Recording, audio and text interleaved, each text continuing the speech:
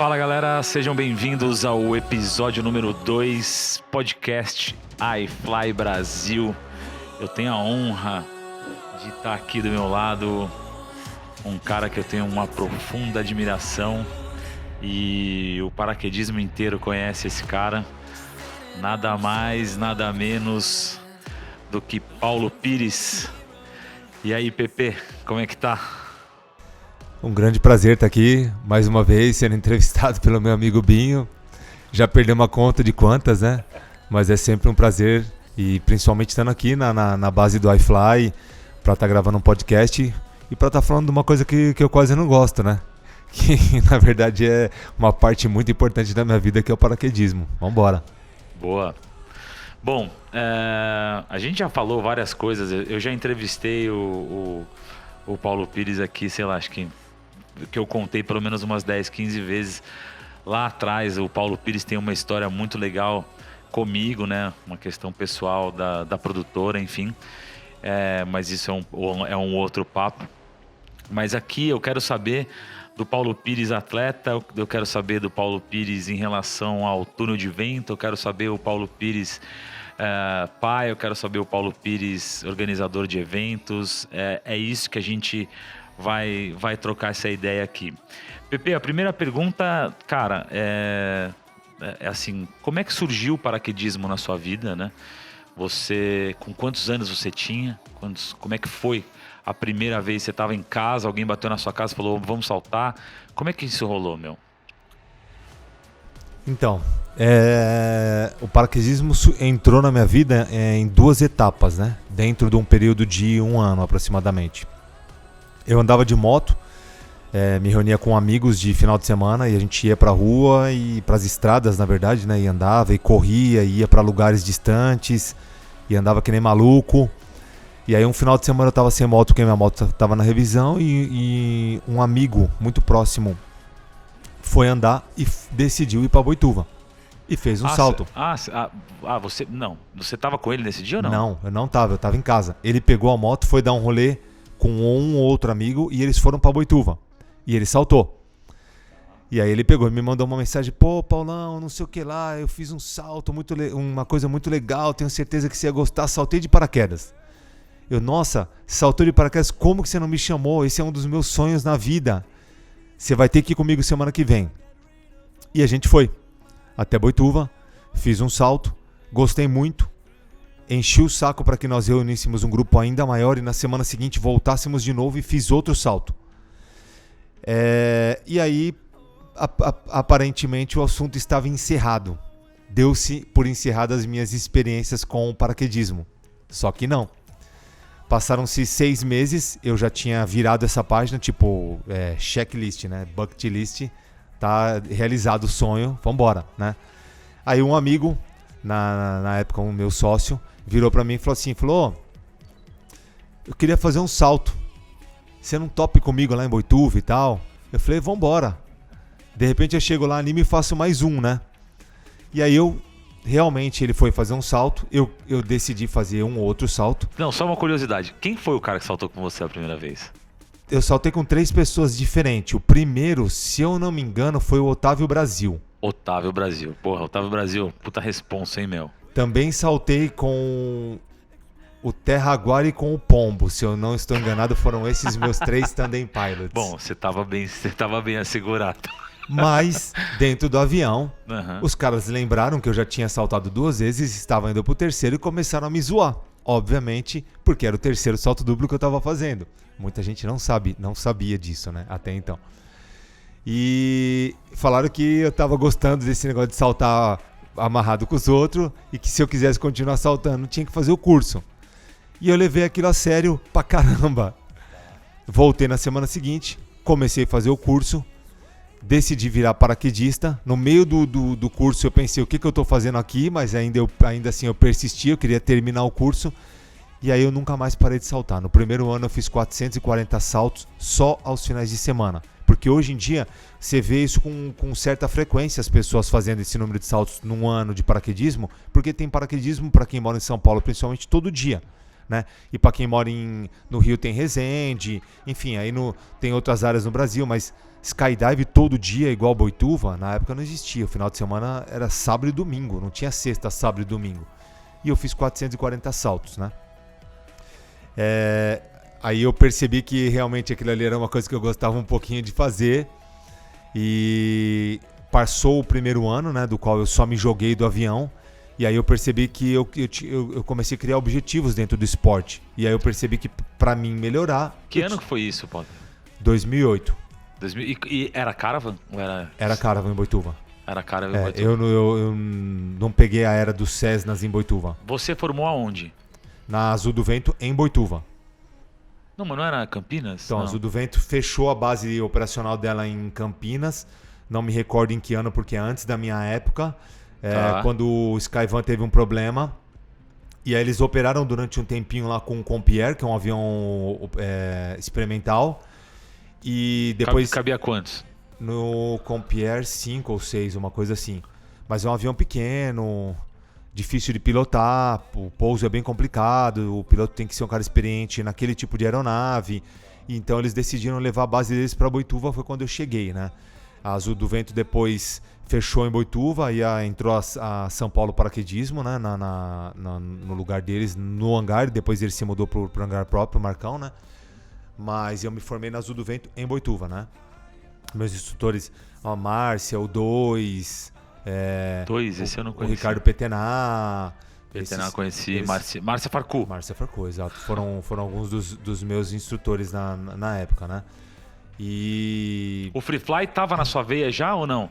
Nesse primeiro ano ou foi tipo... Não. Quero ficar saltando de barriga, não. Qualquer coisa. Existia deslocamento? Essa é a pergunta. Existia deslocamento nessa época ou não?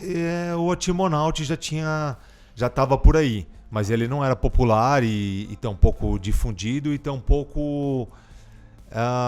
não tinha técnicas como existem hoje de voo. Obviamente isso é antes da era da explosão da era do túnel, né?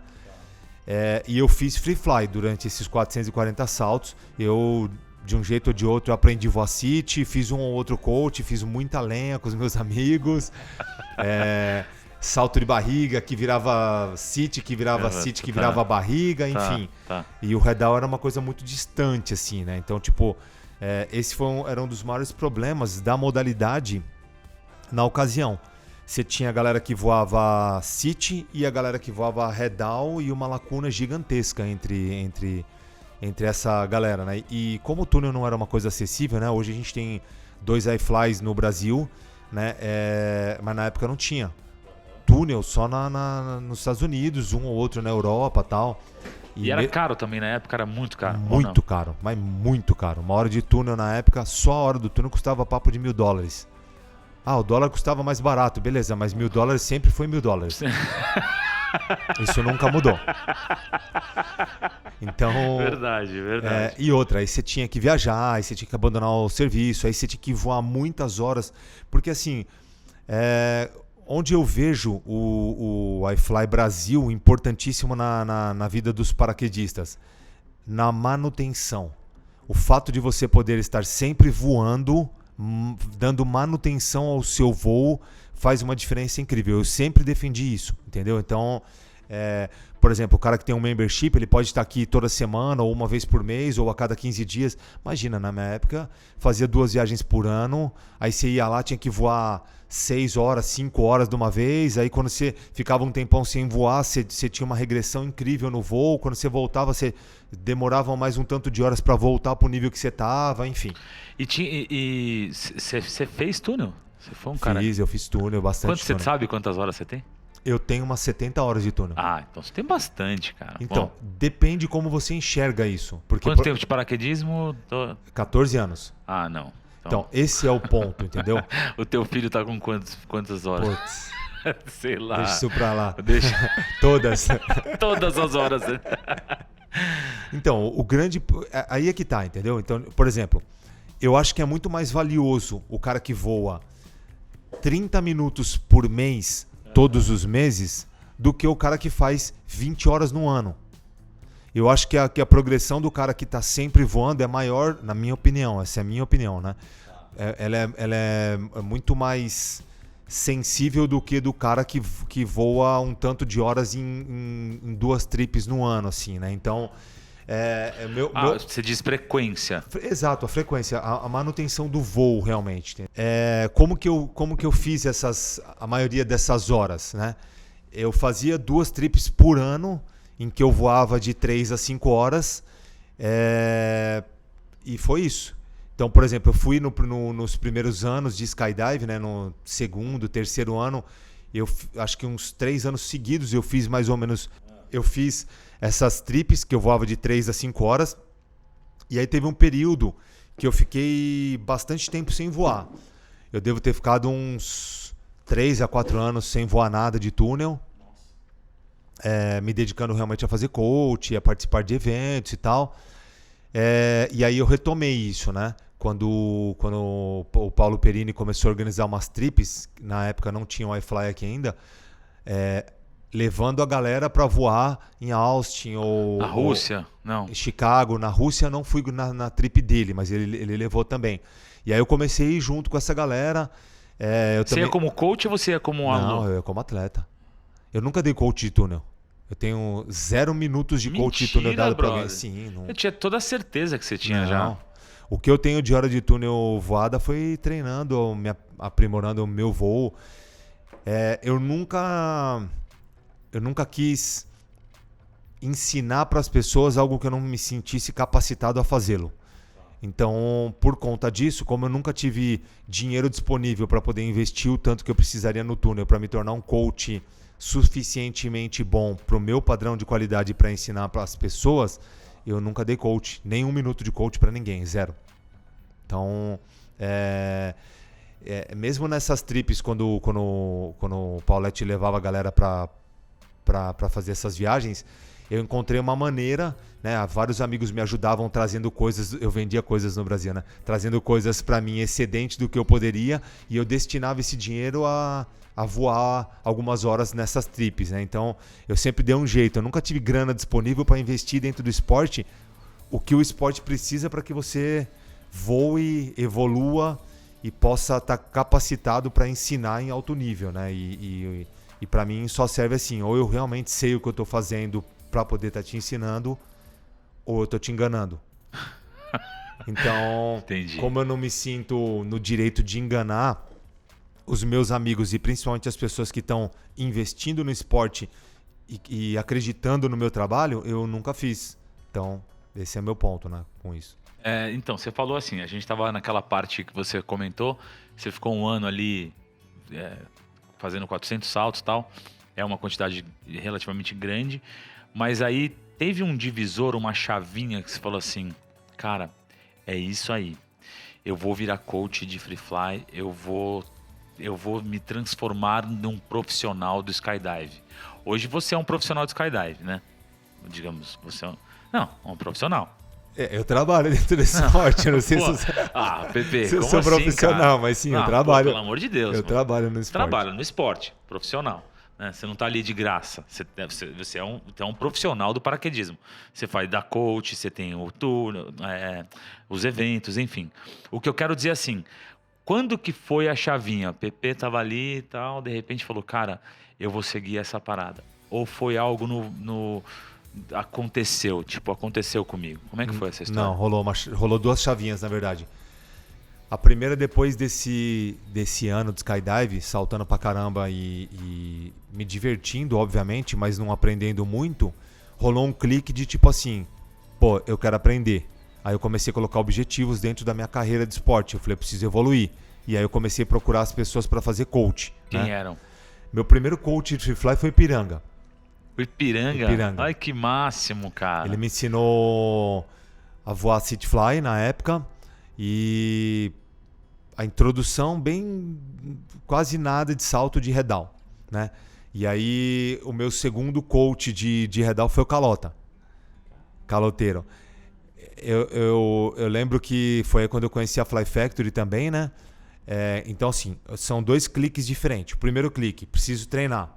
Vou fazer coach, vou aprender. Comecei a fazer coach, comecei a voar, voei com o Ipiranga, voei com o Calota. E aí começou a rolar um movimento para que acontecesse as sextas-feiras em Boituva. Para que começasse a ter atividade de sexta. Tá. E aí... Que ano você lembra isso? 2010, 2011, por aí eu acho, se eu não me engano. O papo assim, 2009, entre 2009 e 2011. Aí, o Calota não tinha disponibilidade para estar voando todos os dias e o Saldanha é um cara que morava em Boituva e estava disponível para saltar com a galera todo dia. Foi uma época que ele decidiu se dedicar realmente a isso e ele estava aí disponível. Ele morava em Boituva e tal. Nessa época já tinha Fly Factory, já tinha Saldanha na Fly Factory, já tinha Calota na Fly Factory ou não? Já, o Calota é fundador da Fly Factory, né? Ele e o Claudião são os fundadores. Isso.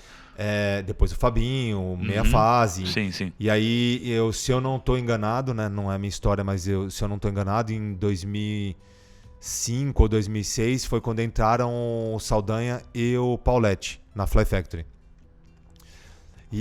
Como coaches? Como coaches, tá. Se eu não me engano. Não sei exatamente o ano, porque isso é antes da minha época. Eu estou te falando, buscando informações que eu ouvi, se eu não estou equivocado. Aí você queria saltar na sexta, chamou o Saldanha porque ele é o cara que estava disponível. Ele que estava na linha de frente de coaches da Fly Factory, ele morava em Boituva, enfim. E aí a gente começou a saltar.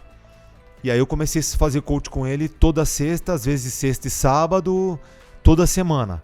E saltamos. E aí eu fui aprendendo, eu fui evoluindo. Eu fiz alguns coaches com o Fabinho também, com o Fábio Brant, né? De Redal.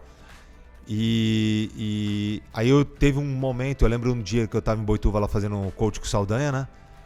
E aí eu parei, olhei pra ele assim, né? E aí realmente rolou esse clique assim na minha vida, né? Eu olhei pra ele e falei, meu, se um dia eu tiver que fazer alguma coisa dentro do esporte, é isso que eu quero fazer. Eu quero ser coach de free fly. Aí ele olhou pra mim, acho que talvez eu já tenha olhado pra algumas pessoas com esse mesmo olhar, né? Não com um olhar de desdém, mas com um olhar de surpresa e ao mesmo tempo de tipo assim, meu, esse cara não faz ideia o quanto é longo o caminho. Mas beleza, eu nunca tive preguiça de caminhar. Vamos nessa. Continuei treinando, continuei fazendo, continuei me dedicando, querendo aprender, evoluindo, participando de alguns saltos melhores, porque aí eu já voava um pouco melhor. E o meu objetivo era esse. Eu não fiz curso BBF, curso FF, Tandem Pilot, eu não fiz nada disso. Eu queria ser coach de free fly. E não precisa, né? Tipo... Não precisa. Tá. E aí um dia pintou a oportunidade, né? Eu tava... Foi quando os fundadores da Fly Factory decidiram comprar um avião, né? O Claudião e o Fabinho estavam comprando um avião. Que era o Romeu. O Romeu. E aí eles queriam acelerar a escola, né? Ter mais coaches disponível, ter mais... A proposta foi essa, quando eles compraram, o Romeu foi de ampliar o Free Fly no Brasil, em Boituva, Fly Factory, ou foi também, tipo, para atender as escolas? Você sabe dessa história aí? Então, o avião é uma aeronave, é um operador de skydive, né? Sim. Então, assim, ele tem que ter gente dentro para voar. Tem que ter giro. Não importa o quanto. A princípio, a proposta era atender a Fly Factory, né? E uma ou outra escola. Que, na verdade, na época eles começaram com... Acho que é São Paulo, né? Com a São Paulo. E com a PB. E com a PB. Foi isso.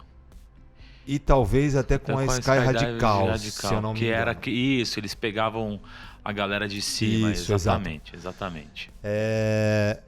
E aí só que o que aconteceu, né? O avião ficava parado durante a semana e bombava de final de semana.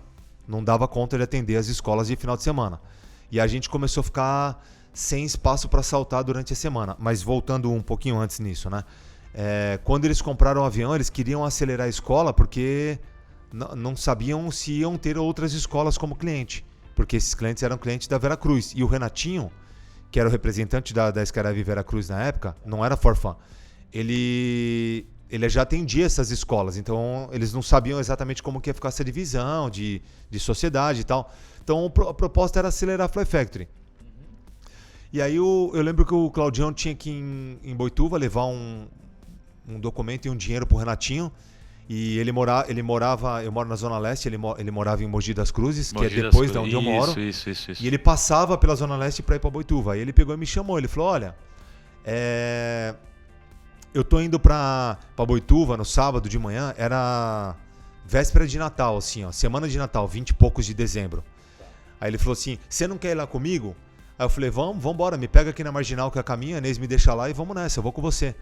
Entrei no carro, começamos a conversar, ele falou, a gente tá comprando um avião, tal, vamos dar uma acelerada na escola, não sei o que lá, papapá, muito, muito louco a história desse pedaço da minha carreira, né?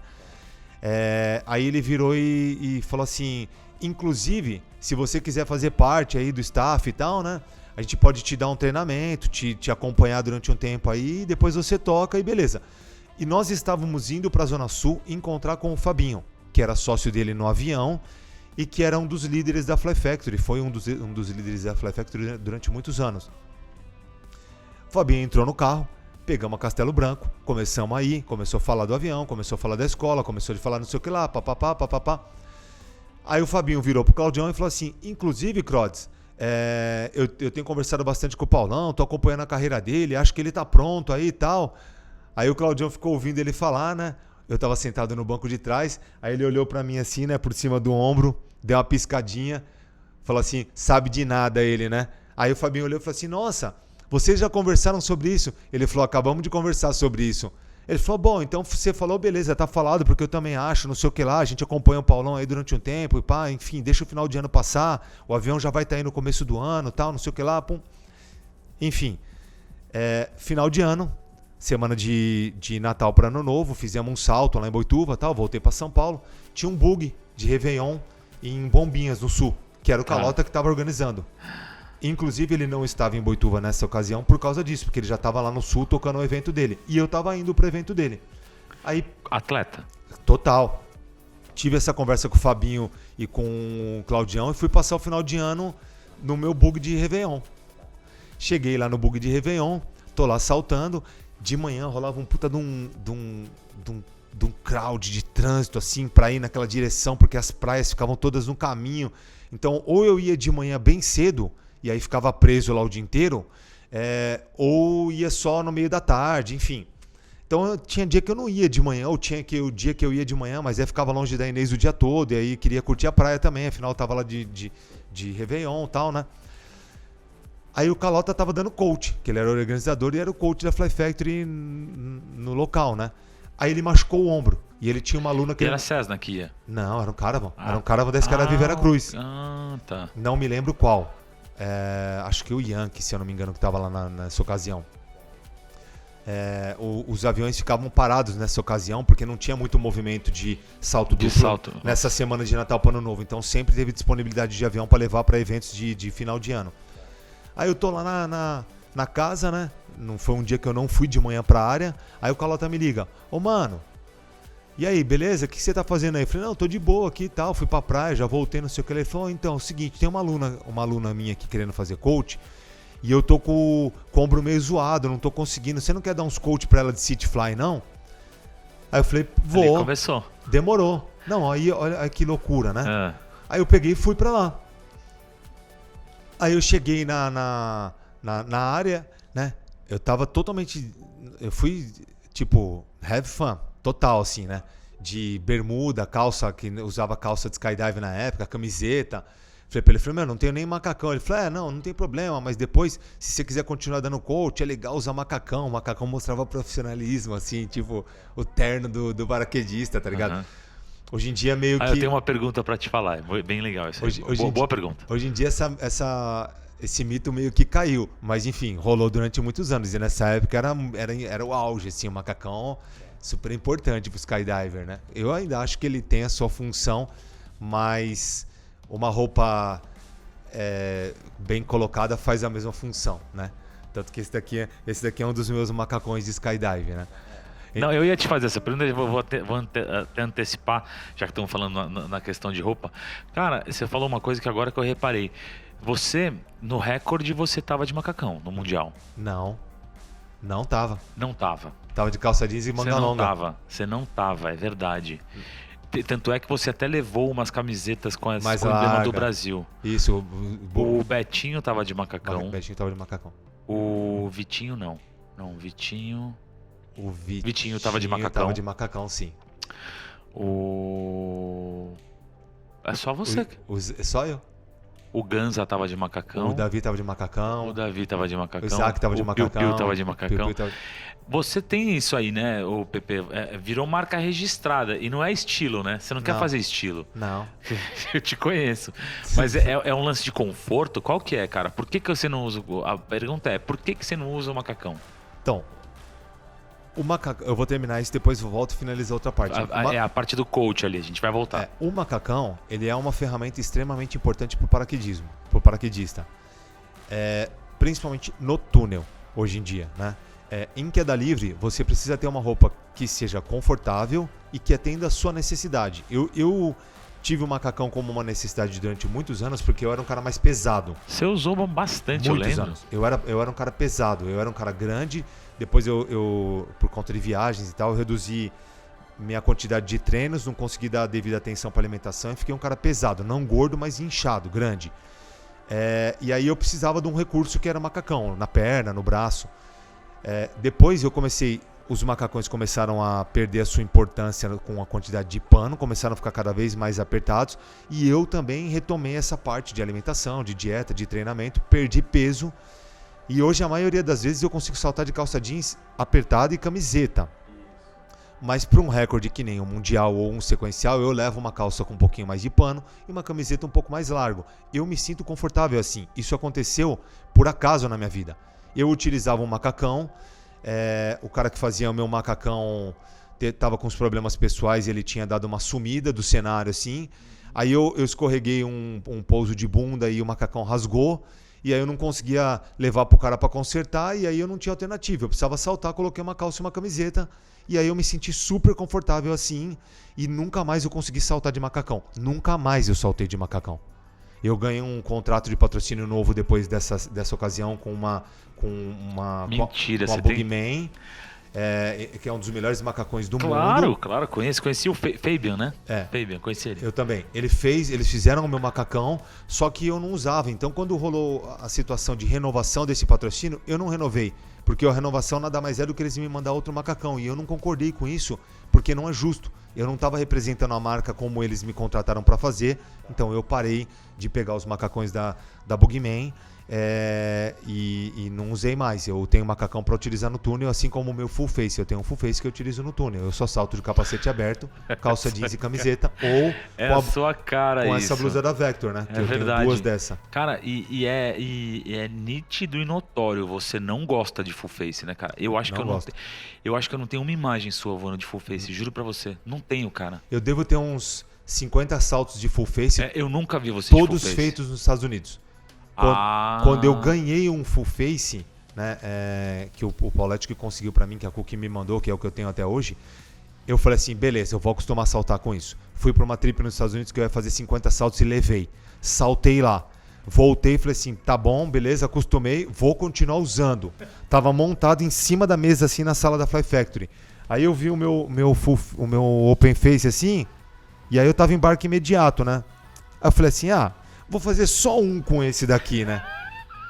Botei na cabeça e nunca mais saltei de full face. Nunca mais eu fiz nenhum salto de full face. Sério, cara? Olha que loucura, brother. E aí, voltando na questão do coach. O Calota me chamou pra ir na área. Eu fui lá com a minha calça e com a minha camiseta regata. Tá. Aí ele falou sobre a necessidade do macacão. Eu falei pra ele que usaria. Aí ele virou e falou assim, então, inclusive, quando você voltar, eu quero trocar uma ideia com você, porque a gente vai dar uma acelerada na escola lá, tal, pá, não sei o que lá. E o Passe, né, o Fernando Passe, tava dando coach, mas ele anda meio ocupado, não tá muito disponível e tal, a gente precisa de coach. Aí, queria saber se você tem interesse. Eu falei, Calota, eu tenho interesse, e antes de eu vir pra cá, semana passada, O Claudião e o Fabinho me procuraram pra falar a mesma coisa. Ah, então beleza, mano. Se o Mardito já trocou ideia com você, é porque nós estamos alinhados, então vambora. É isso mesmo. Quando voltar lá, a gente faz o treinamento, te acompanha lá e você vira coach da Fly Factory. Beleza? Eu falei, pô, beleza, claro, uma puta honra. Cara, eu sou Fly Factory de raiz, original. Tipo, eu vivi dentro da Fly Factory num momento em que a Fly Factory fechou as portas. Não que fez de propósito isso, mas a Fly Factory fechou as portas e nem amigo entrava mais. Eu lembro, era difícil o acesso à Fly Factory. Ninguém entrava. Era um clube muito fechado, tá ligado? Eu lembro que era 2012, quando eu me formei. Pra eu chegar na Fly Factory foi através do Alessac, que me apresentou o Saldanha e que me apresentou o Claudião. Porque se eu chegasse lá e batesse, muito obrigado, a gente não quer. Era isso, né? Não declarado. Mas era isso. Era isso. A gente tá voando pros brother e que se for. Não, nós estamos voando porque a gente só quer saber de fazer isso. Nós não queremos dar coach, nós não queremos... Tipo, Então eu vivi essa parte, e essa parte, quando você chegou, ela meio que estava abrindo as portas de novo por causa do avião. Porque antes dessa fase... Era mais fechado ainda? Entre 2009 e 2011, tipo, foi uma parada assim... quem tava lá tava e quem não tava não entrava. Vai fazer free fly em outro lugar, sei lá, vai ser problema seu, mano. Tá ligado? Tipo, esse problema não é nosso. Então, de certa forma... Naquela época, você lembra os nomes, quem tava? Na linha de frente? Não era linha de frente, era linha galera. Era o Claudião, era o Calota, era o Saldanha, o Meia Fase, Paulette... Primão, Bruno Marcondes, René, o Godinho. O Manja. Léo Orsini, não? Léo Orsini. Deixa eu ver aqui. A Manu, de Brasília. Cara, a Manu tava todo final de semana em Boituva com a Fly Factory, juro. Todo final de semana. Aí o Vilela tava lá. Vilela tava lá bastante. Eu tava tentando lembrar dele. O Gera. Gera também aparecia bastante. Essa era a galera era o core da Fly Factory, assim. Vai me fugiu alguns nomes, obviamente. Sim. Não vou lembrar de todos. Mas basicamente essa galera, né? Tá. O Léo Gibi, que tava nessa época aí também pra caramba. E aí as meninas, né? A Inês, a Marcela, as meninas que saltavam mais nessa época aí eram mais a Inês, a Marcela, a Manu, a Anitta. Não tinham muitas também, não. Mas essa galera mesmo aí, entendeu? E aí chegou o avião, e aí as portas começaram a abrir, e aí não tinha coach disponível para dar coach. Era o Saldanha, o Primão na época nunca se identificou muito com o da coach one-on-one. Ele começou e logo parou. E aí precisava de mais coach. Aí foi quando eu entrei. Aí eu comecei realmente a acelerar a parte de coach one-on-one. E você, assim, você não teve nenhuma formação, né? Assim, digo... eu nem sei como é que é isso também, se tem no Free Fly. Ou, por exemplo, no FF você tem o treinador BBF, né? Você vai lá, faz um curso teórico, faz 2 ou 3 avaliações e aí você vira treinador BBF. Eu sou treinador BBF. Pro coach de Free Fly não tem isso, né? Não tem algo que avalie o wingsuit, por exemplo. O wingsuit, você tem a marca do wingsuit que te dá um curso e a partir desses fundamentos aqui, quem comprar... você é dealer ou qualquer coisa, quem comprar o wingsuit, você dá esse tipo de curso. No Free Fly tem isso? Ou você... Como é que foi o seu processo de aprendizagem? Vamos aí, Calota me dá o rolê, o Claudião me dá o rolê. Como foi? Então, eu penso uma coisa pontual a respeito disso, né? Eu acho que 2 coisas. Quanto mais cursos você puder fazer que te ensinem a ensinar, melhor. Porém, algumas pessoas vão fazer todos os cursos disponíveis e não vão aprender a ensinar. Porque uma coisa é saber fazer e outra coisa é saber ensinar. Então, assim, sou totalmente a favor de você fazer o máximo de cursos que te profissionalizem e que te capacitem para ensinar. Porém, eu não fiz. E eu me considero um cara didático e que sabe ensinar as pessoas, sem falsa modéstia. Eu realmente acredito que eu consigo transmitir o que eu sei fazer. Então, o que aconteceu? Eu aprendi treinando com os caras da Fly Factory. Tá. Depois eles me acompanharam durante um período bem pequeno mesmo. 2, 3 vezes, talvez. E aí eles viram que... Viu você debriefando, tá pronto. E me deixaram. E aí eu desenvolvi a minha própria metodologia de ensino, a minha própria didática. E aí eu percebi que muito do que tinha de evolução dentro do esporte estava no mundo e não só aqui. E comecei a viajar. Então, em 2011 eu virei coach, em 2012 eu dei coach o ano inteiro. Em 2013 eu comecei a ir para os eventos lá fora para poder aprimorar minha técnica e aprender coisas novas. E comecei para os eventos internacionais, principalmente para os Fly for Life, Flight Camp, que na época era Angle Camp, era uma coisa assim. Angle Camp. Era um camp que se tratava só de ângulo. Era em Chicago, né? Acho que até o Pereto Sebastian. Até o Pereto foi em um. Foi. O primeiro que eu fui, inclusive, em 2013, essa galera toda foi Pereto, Paulinho, o Vilela foi, acho que foi o único que o Vilela foi até hoje, Meia Fase foi. Então, só que eu fui com o intuito não só de treinar e me divertir, eu queria aprender a ensinar. E aí eu fui lá para aprender novas técnicas e tal. E aí isso daí virou cultural na minha carreira. Eu continuei e nunca mais parei de ir para esses eventos. E aí foi onde evoluí, aprendi, cresci dentro do esporte e até o momento de poder ter a minha primeira oportunidade dentro de um grande evento, que eu acredito a essa minha dedicação de ir para esses eventos e aprender a fazer isso tudo. Então, que foi o Eternal. Foi quando eu fui convidado pelo Emílio, 2015. Ali foi um divisor de águas, né? Ali eu lembro que, assim, eu acho que o lance do Eternal, me corrija se eu estiver errado, mas de todas as conversas que a gente teve, pro Paulo Pires foi, pra pessoa Paulo Pires, foi um negócio assim, caramba, o Paulo Pires agora é um coach, é um LO do Eternal, e aí o seu nome deixou de ser, além de ser falado aqui no Brasil, foi representado lá fora. Conta como é que foi essa história aí. Eu tenho uma trajetória dentro da América do Sul que vem lá dos primórdios do meu skydive, né? 2009, 10, 11, alguma coisa assim. O Meia Fase me convidou para ir para um evento chamado República Flyer no Paraguai. Nossa. E... Para curtir, mas para atleta. Total. Tá. Total, assim. Para treinar, para aprender. E a galera era o free fly. Tá. É o que eu te falei, o desloque era uma parada que rolava de vez em nunca. No final de semana, se você estivesse fazendo um final de semana de free fly vertical, rolava um salto de deslocamento, 2 no máximo. E era uma coisa assim, totalmente sem informação, sem base. E aí eu fui pro evento já voava redal, né? Já tinha feito túnel, eu tava fazendo uns voos de redal.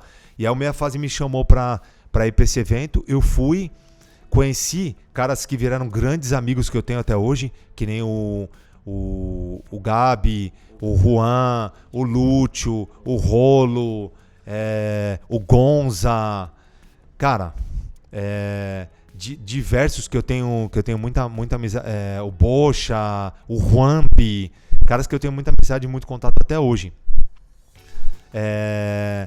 E aí eu fiz amizade com esses caras e a gente começou, sempre que possível, estar em eventos em que a gente se encontrava. E era sempre muito legal. Eu fiz uma grande amizade com esses caras. Aí rolou esse República Flyer. Depois rolou um outro evento, não me lembro o nome agora também, acho que na Argentina, e eu fui. Aí começou a rolar os Eternal. E aí eu fui em La Cumbre, na Argentina, e aí eu encontrava com esses caras nesses eventos. E aí fui como atleta em 2 Eternal. Aí chegou um determinado momento, o Emílio pegou e me fez um convite e perguntou se eu não queria ser LO do Eternal, né? Nossa. E aí eu me senti super lisonjeado, porque os LOs do Eternal eram simplesmente Luiz Adolfo, Luiz Prineto, Cláudio Cagnasso e era isso. Eram esses 3 caras e eu. Pra quem não conhece, esses 3 caras são as referências no paraquedismo mundial. Até hoje, né? Até hoje. Continuam sendo referências no esporte. Aí eu olhei e falei, cara, como assim, né? e agora, né? O que eu faço do lado desses caras aqui? Como que vai ser, né? Então, mas eu fiz meu trabalho, né? Eu lembro do Emílio me acompanhando nos meus primeiros briefings e debriefings do Eternal, assim, né? E eu falava um portunhol, assim, meio enrolado. Eu ainda falo que eu falo portunhol, mas os sul-americanos dizem que eu falo espanhol, né? Eu não acho, mas enfim, eu me viro bem. Eu entendo bem e me faço entender. E aprendi desse jeito, dentro desses eventos. E aí eu comecei a fazer o Eternal. E aí, você foi na cara com coragem, assim. Você tinha um inglês bom, mas o espanhol, o castelhano ali... Era enrolado. Tava enrolado. Portunhol, vambora. Portunhol, vambora. Só que eu sempre fui muito dedicado, né? Então eu perguntava muito, eu ouvia, prestava atenção. E aí eu me virei, consegui fazer. E aí depois rolou o Space Invaders, né, no Brasil, que é um evento que o Gabi e o Juan organizam. E aí eles me convidaram para ser LO, que seria o primeiro que ia ser feito em Boituva. Eu ajudei a construir o evento e a organização. E depois eles me passaram a organizador desse evento. É um evento para iniciantes, não é um evento para galera avançada. Mas abrangeu de forma mais ampla a minha interação com a galera na América do Sul. Então o Eternal me colocou na vitrine de forma geral, né? De tipo assim, pô, o cara é um LO a nível internacional. Sim. Você projetou seu nome pra gringa, né? Aí foi isso. E aí depois disso rolou a interação com os atletas de forma mais abrangente por causa do Space Invaders e do Eternal. Então eu tinha o Space Invaders com a galera um pouco mais iniciante e o Eternal com a galera mais avançada. Então eu me tornei um cara muito conhecido na América do Sul. E por que foi você que falou, traz o evento para o Brasil por causa das aeronaves? Como é que foi isso, Pepe, quando você trouxe Qual deles? O Eternal? O Eternal. O Eternal é o maior evento de skydive da América Latina, talvez até do mundo. Assim, não, do mundo não. Do mundo é o Fly for Life, mas da América do Sul com certeza. Da América do Sul com certeza. E como é que foi você trazer ele para cá? Você que teve a ideia ou foi o Emílio que falou, não, pô, vamos levar isso aqui para testar no Brasa? Então, o Emílio era um cara que estava naquele República Fly de 2011, era outro cara. Então a gente sempre teve muita amizade. E ele organizou esse evento muitas vezes na Argentina. Aí teve problema na Argentina e foi pro Chile, né? E a gente teve alguns eventos no Chile muito bons, de verdade. E aí ele começou a ter problema com a organização da área, com a disponibilidade, com o apoio da área. E isso aí acabou refletindo na inscrição dos atletas. Muitos atletas tiveram problema com o pessoal da área também. Enfim, as coisas se misturaram demais. Tipo, não tinha o organizador do evento, o prestador do serviço, a área, sabe? Confundiu tudo e ficou desconfortável pro Emílio. Ficou meio bagunçado ali. E refletiu. Foi um evento com baixíssima adesão de atletas, mesmo com grandes nomes como o LO.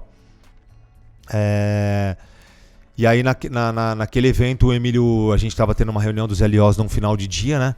E aí estava reunido no quarto dos LOs lá, o Emílio virou e falou assim, olha, tô bem incomodado com tudo que está acontecendo aqui e eu tô pensando em fazer o próximo evento em Boituva. Sem te consultar, sem falar nada. No meio da reunião, sim.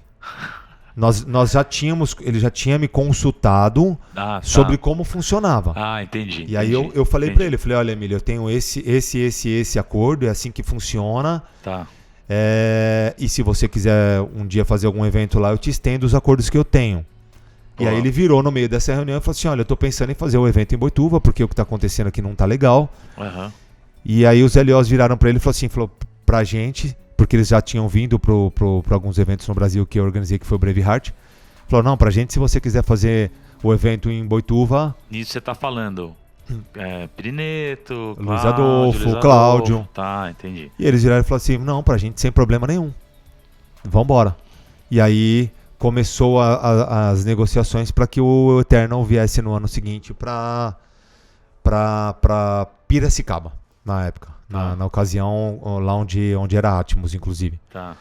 E foi assim que aconteceu, e o evento veio, e o evento deixou de ser um evento que teve 3 ou 4 grupos bem fracos assim no ano anterior, por causa desses problemas que aconteceram, porque no ano anterior a esse tinha sido bem bom o evento, para um evento que trouxe 10 organizadores no primeiro evento no Brasil.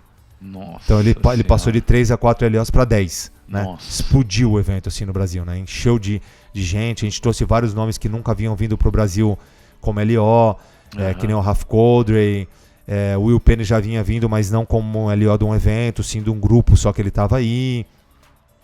Aí o Greg e a Karine voltaram pro Brasil novamente, aí veio Luiz Adolfo, Luiz Prineto, Cláudio Canasso. E tudo isso, obviamente, seu nome já estava sendo conhecido de uma forma homogênea, sem muita forçação de barra, porque, afinal de contas, você que ajudou a trazer o evento para o Brasil, e as pessoas, vamos falar com o Paulo Pires, quer fazer um evento, vamos falar com o Paulo Pires, e acho que é aí que você começou a fazer seu nome lá fora também, né? A parte de organização dos eventos, desses eventos aí, eu acabei sempre estando à frente, né? Inclusive do próprio Eternal, né? A parte de inscrição do Brasil, todos os Eternals que foram aqui foi eu que fiz, né? Como um apoio ao Emílio, né? Então, eu que fiz todas as inscrições da galera, entrei em contato, ou eles entraram em contato comigo, recebi os valores, repassei pro Emílio, enfim. E aí, tipo... nesse momento eu já estava fazendo bastante coisas na América do Sul, né? O Braveheart já tinham várias pessoas vindo, o Space Invaders já estava aí também, então o Eternal foi um algo a mais assim, extremamente importante. Eu já era LO do Eternal, eu tinha sido LO do Eternal em Lacumbre, o último de Lacumbre, depois 2 no Chile, e aí quando veio pro Brasil eu já era LO do Eternal e fui LO de 1 ou 2 Eternals aqui no Brasil, em Piracicaba. O do ano passado, que foi antes da pandemia, foi o último evento grande antes da pandemia, e o do ano retrasado, em 2 lugares diferentes dentro de Piracicaba, né?